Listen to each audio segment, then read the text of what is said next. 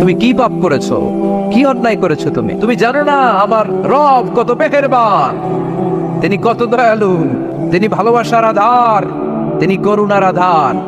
তোমার পাপ অন্যায় যদি হয় খালের পানির সমান, বিলের পানির সমান, আমার আল্লাহর দয়া সাগরের পানির সমান।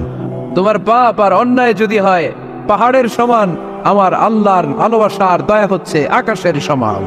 তুমি যদি তওবার মতো তওবা করতে পারো, ক্ষমার মতো ক্ষমা চাইতে পারো, চোখের পানি ছেড়ে, চোখের পানির বড় দাম, চোখের পানির মধ্যে বিশাল কারিশমা, এটা আল্লাহ খুব পছন্দ করে।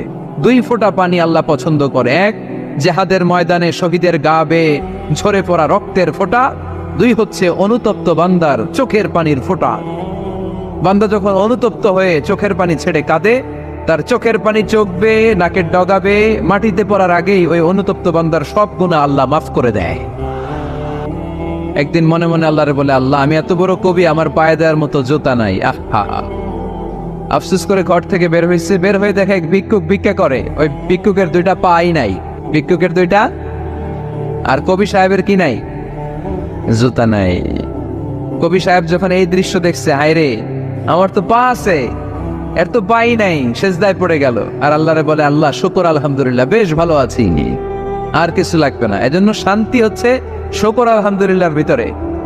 শান্তি কিসের ভিতরে? শুকর আলহামদুলিল্লাহর ভিতরে। এজন্য আওয়াজ করে পড়েন আলহামদুলিল্লাহ। আপনার চাহিদার কোনোদিন শেষ হবে না। দেখবেন যার পা নাই, সে পা দেখে আফসোস করে, ইস লোকটা হেঁটে যায়, কি সুন্দর যায়, আমি তো হাঁটতে পারি না, যদি হাঁটতে পারতাম, যদি 2টা পা থাকতো। যার পা আছে সে সাইকেলওয়ালাদেরকে দেখে আফসোস করে, ইস আমার যদি একটা সাইকেল থাকতো তাহলে তো আর হাঁটা লাগতো না, সাইকেল দিয়ে বাজারে যেতাম।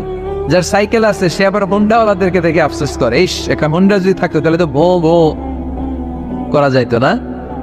হোন্ডাওয়ালার আফসোস আছে প্রাইভেট কারওয়ালাদের দেখে, তারা আফসোস করে, ইস আমার যদি একটা কার থাকতো তাহলে তো কার চালাইতে পারতাম।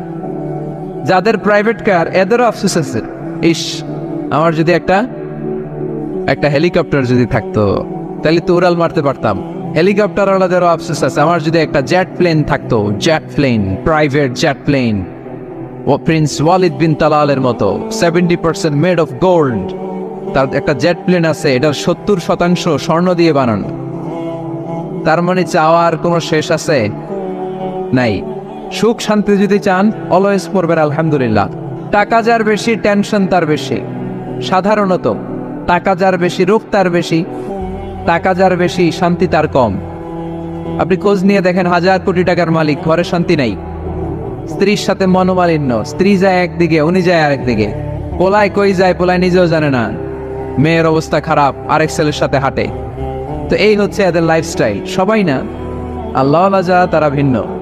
রাতে এদের ঘুম হয় না, অনেকগুলো ঘুমের ট্যাবলেট খেয়ে ঘুমাতে হয়, ঘুম আসে না। কিন্তু রিক্সাওয়ালা, কুলিওয়ালা, দিনমজুর, এদের রোগবালাই আছে? কথা বলেন। খাওয়ার সমস্যা আছে, ঘুমের সমস্যা আছে, শুইলেই ঘুম আসে, যেখানে রাইত ওইখানেই ঘুমাইতে দেরি, নাক ডাকতে দেরি হয় না, ওর নাকের ডাকের আওয়াজে ট্রাকের ইঞ্জিনও ফেল। শান্তির ঘুম। এই জন্য সবসময় শান্তি খুঁজতে হবে। শান্তি দেওয়ার মালিককে। আল্লাহ তুমি এই দেশটাকে শান্তিময় করো। আসুন আমরা সরাসরি কোরআন থেকে শুনি, কারণ কোরআন থেকে শুনলে বরকত বেশি না কম? আরো জোরে বলেন, বেশি না কম? এটা এমন একটা কিতাব যে কিতাবে কোনো ভুল নাই। আছে সন্দেহ? আছে সংশয়? আছে? মুত্তাকিনদের জন্য এই বইটারে হেদায়েতের কিতাব করে নাজিল করলো কে? যালিকাল কিতাবু লা রাইবা ফি হুদাল লিল মুত্তাকিন। This is the book, the most authentic and original book in the world, whereof there is no doubt in it, and a guidance to those who are muttaqin. এটা এমন বই যে বইয়ে কোনো ভুল নাই, কোনো সন্দেহ নাই, কোনো সংশয় নাই। মুত্তাকিনদের জন্য এই বইটারে হেদায়েতের কিতাব করে পাঠালো কে?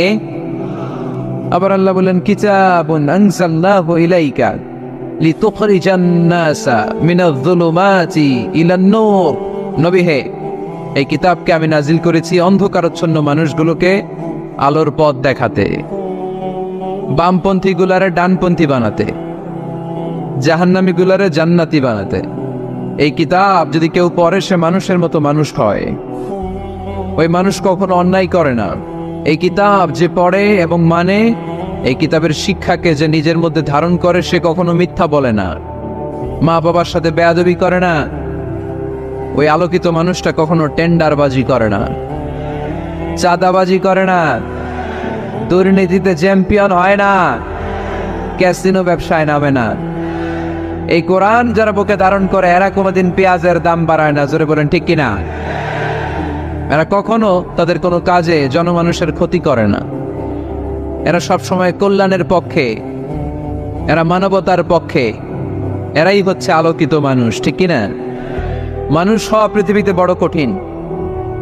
খালি চোখে যা দেখেন এগুলো মানুষ না, এগুলো জনসংখ্যা। এজন্য বলা হয় বাড়ছে জনসংখ্যা, কমছে মানুষ। বাড়তেছে কি, কমতেছে কি? মানুষ। গরুর পেট থেকে বেরোলেই ওটা গরু হয়ে যায়, ছাগলের পেট থেকে বেরোলেই ওইটা ছাগল হয়ে যায়, মুরগির পেট থেকে বেরোলেই ওটা মুরগি। কিন্তু মানুষের পেট থেকে বেরোলেই ওটা মানুষ হয় না, ওটার মানুষ বানাইতে হয়। আবার গরুকে কেউ কোনোদিন বলে না এই তুই গরুর মতো গরু হ, আপনারাও বলেন না। ছাগলকে কেউ কোনোদিন বলছে এই তুই ছাগলের মতো ছাগল হ, কিন্তু মানুষকে বলা হয় তুমি মানুষের মতো মানুষ হও। কোরআন পড়লে মানুষের মতো মানুষ হওয়া যায়, ঠিক কিনা? এই দুনিয়া এখন তো সেই দুনিয়া নাই, মানুষ নামের মানুষ আছে দুনিয়া বোঝাই, সেই মানুষের ভিড়ে আমার আসল মানুষ নাই, ঠিক কিনা? আসল মানুষের বড় অভাব, মানুষের মতো মানুষ খুঁজে পাওয়া দুষ্কর। এই কোরআন এসেছে আমাদেরকে মানুষের মতো মানুষ বানাতে। এজন্য এই কোরআন থেকে শুনলে লাভ না লস, কোরআনের সাথে আমাদের সম্পর্ক বাড়াতে হবে। প্রতিদিন কোরআন তেলাওয়াত করতে হবে। আপনারা করেন? হ্যাঁ, আজকে করছেন কারা কারা দেখি? মাশাআল্লাহ, মাশাআল্লাহ, হাত নামান। প্রতিদিন যেন আমরা পড়ি, আর যারা এখনো শিখতে পারি নাই তারা যেন শিখে নেই। কোরআন পড়া যেমনি সওয়াবের, কোরআন শোনাও তেমনি সওয়াবের, ঠিক কিনা? কোরআন শুনলে রহমত নাজিল করে কে? وَإِذَا قُرِئَ الْقُرْآنُ فَاسْتَمِعُوا لَهُ وَأَنصِتُوا لَعَلَّكُمْ تُرْحَمُونَ। যখন কোরআনের তেলাওয়াত করা হয় মনোযোগ দিয়ে শোনো, তোমাদের উপর রহমত নাজিল করবে কে? এজন্য কোরআন পড়া, কোরআন শোনা সবটাই জরুরি। আমরা যেন কোরআনের সাথে আরো বেশি সম্পর্ক গাঢ় করতে পারি, কোরআনকে যেন আমরা আমাদের বন্ধু বানাতে পারি। আল্লাহ তুমি তৌফিক দাও। আর জোরে পড়েন আমিন। আজকে আমরা সূরাতু আর রহমান থেকে কথা শুনবো ইনশাআল্লাহ। পড়েন। এই সূরাটা মুখস্থ আছে কার কার? অনেকেরই তো মুখস্থ, হাত নামান। এই সূরাটা যদি মুখস্থ নাও থাকে, এই সূরার মধ্যে এমন একটা আয়াত আছে এইটা সবার মুখস্থ। ফাবিআইয়ি আলা'i রাব্বিকুমা তুকাযযিবান, আমার কোন নিয়ামতকে তোমরা অস্বীকার করবে। এই আয়াতটা সবার মুখস্থ আছে না নাই? মজার ব্যাপার হলো এই আয়াতটা আল্লাহ তাআলা এই সূরার ভেতরে একবার, দুইবার, 5 বার, 10 বার নয়, 31 বার উল্লেখ করেছেন। 10 বার বললেও তো হয়তো, 20 বার বললেও তো হতো, 31 বার বললেন কেন? তার মানে এটা জরুরি, এটার সিগনিফিক্যান্স, তাৎপর্য অনেক বেশি। যে জিনিস যত গুরুত্বপূর্ণ এটা বারবার বলতে হয়, ঠিক কিনা? এজন্য আল্লাহ তাআলা বারবার বলেছেন, বারবার আমাদেরকে সচেতন করেছেন। ফাবিআইয়ি আলা'i রাব্বিকুমা তুকাযযিবান। আল্লাহ বলেছেন এই মানব জাতি আর জিন জাতি, আমার কোন নিয়ামতকে তুই অস্বীকার করবি বল? কোন নিয়ামতকে অস্বীকার করবে? আল্লাহর কোন নিয়ামতকে অস্বীকার করার কোন সুযোগ আছে? ওয়া ইন তা'উদ্দু নি'মাতাল্লাহি লা তুহসুহা ইন্নাল ইনসানা লাযালুমুন কাফার। যদি আমার নিয়ামতগুলো গুনতে শুরু করে দাও, গুনতে গুনতে তোমার জীবন শেষ হয়ে যাবে, হায়াত ফুরিয়ে যাবে। আমি আল্লাহর নিয়ামত গুনে কঠিনকালেও তোমরা শেষ করতে পারবে? সাগরের জল যদি কালি হয়ে যায়, গাছের পাতা যদি খাতা হয়ে যায়, সাগরের জল নামক কালি দিয়ে গাছের পাতা নামক খাতার উপরে যদি আল্লাহর প্রশংসা লিখতে শুরু করে দেন, আল্লাহ বলে গাছের পাতাও ফুরিয়ে যাবে, সাগরের জলও ফুরিয়ে যাবে, কিন্তু আমার প্রশংসা করে তোমরা শেষ করতে পারবে না।